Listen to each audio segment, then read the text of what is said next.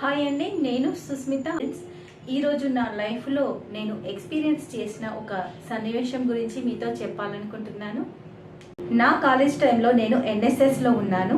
అనుకోకుండా ఒకరోజు ఎన్ఎస్ఎస్ పైన పక్క ఊరికి వెళ్ళాల్సి వచ్చింది.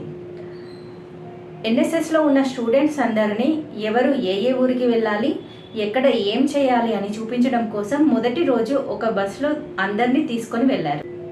అందరికీ అన్నీ చూపించి ఎవరు ఏం చేయాలి అని ఎక్స్ప్లెయిన్ చేశారు. అక్కడి నుండి ఊరికి రిటర్న్ అయ్యాము. అనుకోకుండా ఒక చిన్న పల్లెటూరులో బస్ ఫెయిల్ అయ్యింది.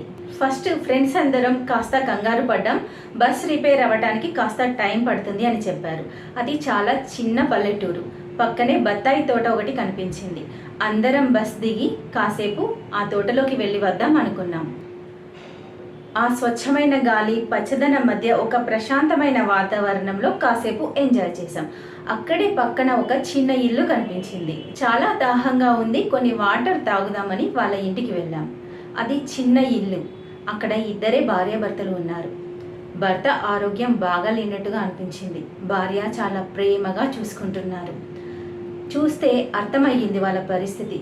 చాలా పేద కుటుంబంలా అనిపించింది.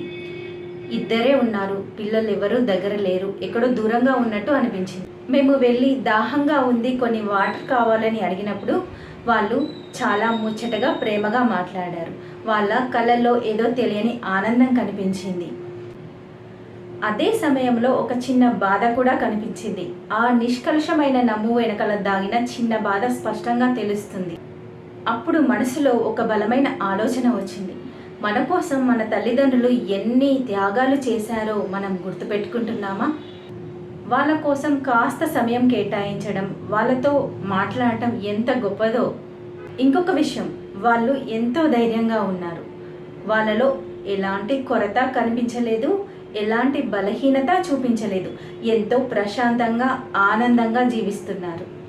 వాళ్ళ సంతోషం అలాగే ఉండాలి అన్న భావన గుండెల్లో నిలిచిపోయింది. నిజానికి నా జీవితంలో మళ్ళీ ఆలోచించడానికి ఆగిన బస్ ఒక టర్నింగ్ పాయింట్ అయ్యింది.